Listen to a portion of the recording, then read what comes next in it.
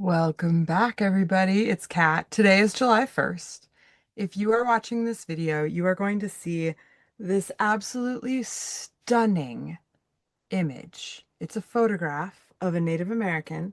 She's Navajo. Her name is Effie. I met her this weekend.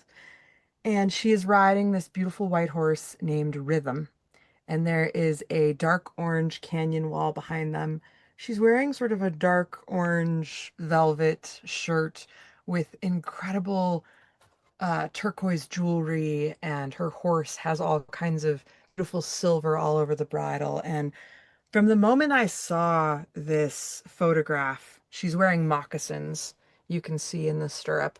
I was blown away.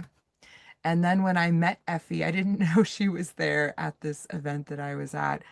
I was so taken in by her story and by this group of spiritual trail riders that I met this weekend horse camping that I knew I had to take this photo home and this story. And I hope that my family can travel to Monument Valley, to her tribe, to ride with her because she leads trail rides there.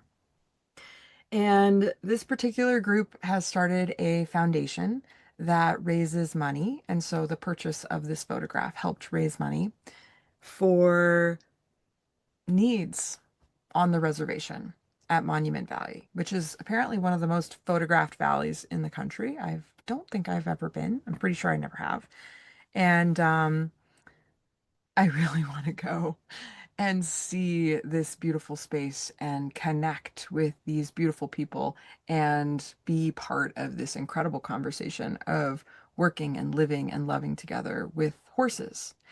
And one of the things that this organization is supporting is bringing the reservation more support around uh, basic essentials. So they thought, and this beautiful gal got up and spoke, and I'm only going to share a little on this because it's really not my story to share, but I think it gives such a perspective if you're in a space where you're feeling like you don't have enough, to have gratitude for the things you do have that you take for granted.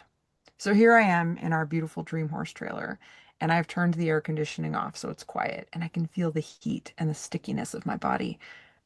Wow, so many people do not have air conditioning. So many people do not have even a trailer or a roof over their heads. And while this organization thought that the thing that the Navajo Nation of Monument Valley would want more than anything would be water, better water access because they have to travel 20 to 40 miles for water.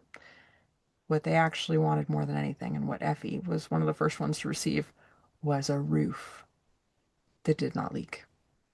And mind you, they don't get a lot of rain, but when they do, she was running around with buckets to collect all of the water coming off from the roof. And she said, she was so beautiful when she got up and shared this. She said, I have a dream that maybe before I die, because I'm getting older now, I could have a bathroom in my house and not have to walk. And it's pretty far, especially when she had COVID and she couldn't breathe, to walk to the outhouse. So having the humility and understanding that whatever your experience is, it may be enough. Whatever you feel your struggles are, whatever you feel called to, whatever lights you up with joy, like Effie and I talking about this horse rhythm, talking about the joys of horses and sharing horses and nature with people. Oh, focus on what lights you up. And also, it is okay to want more and receive more. Receive the blessing of a roof over your head, of shelter, of one of those basic essential needs. So if those haven't been met, we begin there. Because often we cannot even see the forest despite the trees if we're stuck in that place of not having some of those basic essential needs met. So I wanted to share this beautiful picture with you. And hopefully we'll get Effie and some of this spiritual horse riding group and their nonprofit onto our show because they were such a gift. Another gift that I want to share with you from this weekend is this awesome antler. It's a deer antler that one of the spiritual horse gals made. It was part of the fundraiser, and she put these beautiful feathers on it. I believe these are chicken feathers, by the way. And when I asked her where this antler was from, she said it's from Telluride, which of course makes sense because I am a New Mexico girl, and one of my best friends in college is from Telluride. Um, and so of course I would be called to this journey. And the place where I bought this was very close to the deer antler that I found down in Hoback when I went out searching for an antler. So whatever you're called to, whatever your journey, your adventure, follow that lead. Follow it. Speaking of following, I want to share that I am not yet, to be clear, a TEDx speaker, January 31st, 2026 in Spokane. That's the date. You can follow along, and I'll put a link down below, but it's theadventureparadox.com/TEDx journey. And here's what I want to be clear about. I'm a little bit like a pregnant lady right now. I haven't actually birthed my TEDx talk, right? And we don't know what will happen between now and then, right? But I am on the journey of writing a TEDx talk, working with a coach from Spokane TEDx to craft this TEDx talk. And I can't share the whole thing, but I can give you some snippets that it's about horses. It's about horses and how important it is that they be in our lives, in our cities, in our schools, in our homes, in our hearts, and what is happen, like what we lose when they go away, and more importantly, what can be gained when we bring them back. So here we go. Life is a journey. Enjoy the ride, says my little sign with two people riding horses by full moonlight in the mountains. And I want to share this letter with you that I found from my great granny. Something I talk about a lot is that 1922 was the year where we had more cars than horses on most major cities around the world. So, what was that like for people? I'm guessing it's a little bit like how we feel about AI today, as things are changing and moving so fast. But it was really the beginning of the Industrial Revolution and the beginning of us phasing animals and the basic essential needs of animals and of working with animals. And an animal as large and unique as a horse, who is a prey animal, which is very different from the predator house pets you have, cats and dogs. So here my great granny was, and here is a letter literally dated June 3rd, 1919. Look at the address, by the way. There's no zip code. It just goes straight from one name to another with the town and the state. They don't make them like they used to, right? And there's this beautiful letter that I want to read you about my great granny's, so my dad's grandma, experience of riding a horse. Dear Marion, that's the stuff. 12 pages thou wrotest me, and I could write you 12 had I time, but I haven't. This is a girlfriend of hers in college, by the way. First, yes, believe me, I have been riding at last.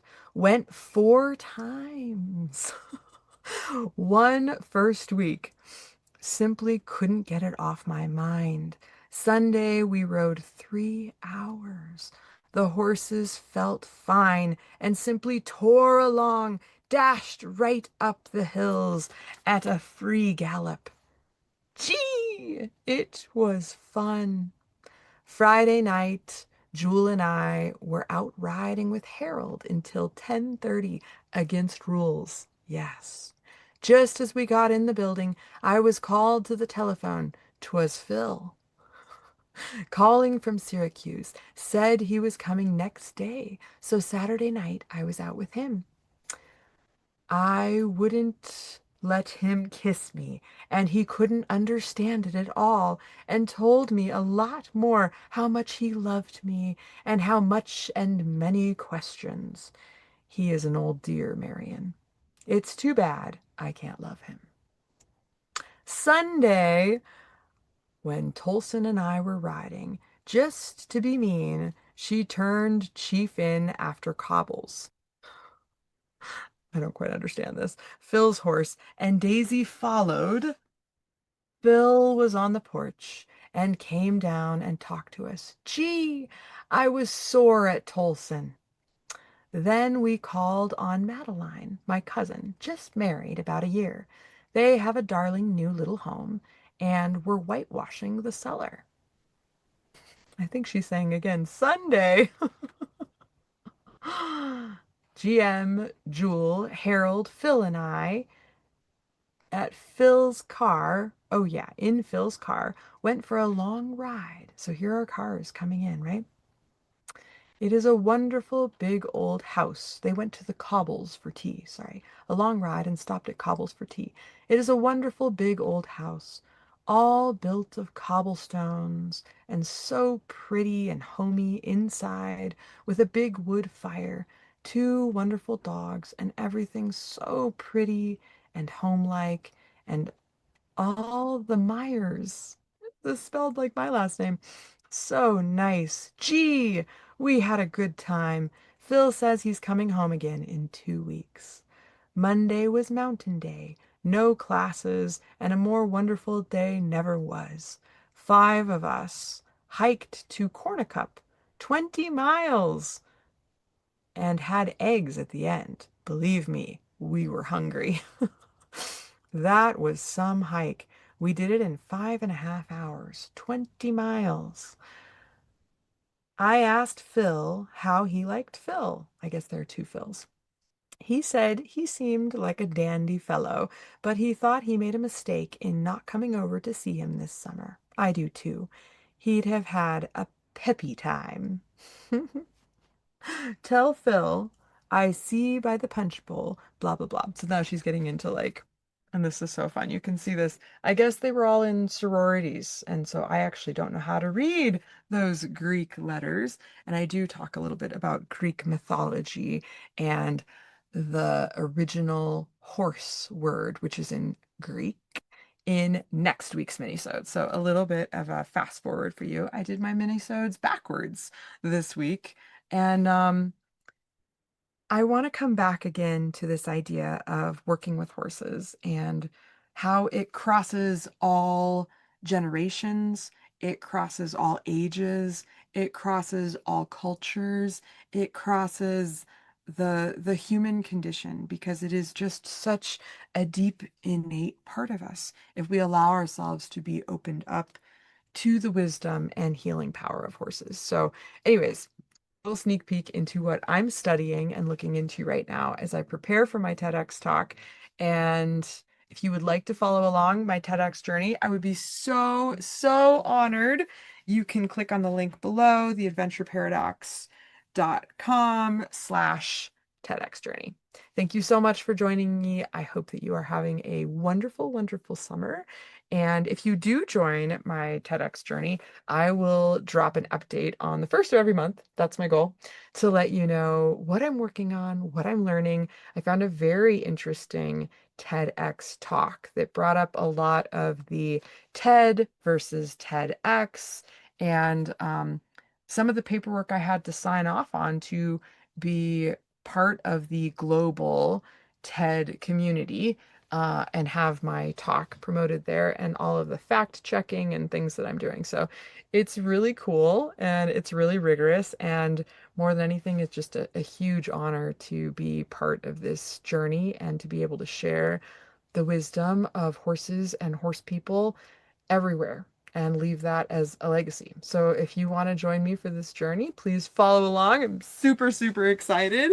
And thank you so much for listening today. My question to you is, what's your legacy? What is an idea worth sharing for you? And one last thing I want to share, since I am talking about TEDx and my own experience of TED, etc., is that the very first TED talk, so the big TED, that I ever heard, the first TED speaker was Jill Bolte Taylor, stroke of genius. So she's a brain scientist who has her own stroke and is understanding exactly what's happening to her as it's happening.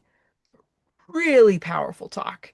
And I strongly recommend checking it out. And it's part of what inspired me to think about and be called into what I think an idea worth sharing is, which is why I applied to be on a TEDx stage, and now I am on this journey. So I would love to have you join me, and I would love to hear from you.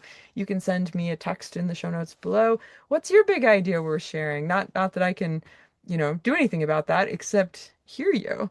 And if you want to go even deeper in having a healing conversation with me, you can find a link for that on my website, possibly in the show notes. I would love to work with you.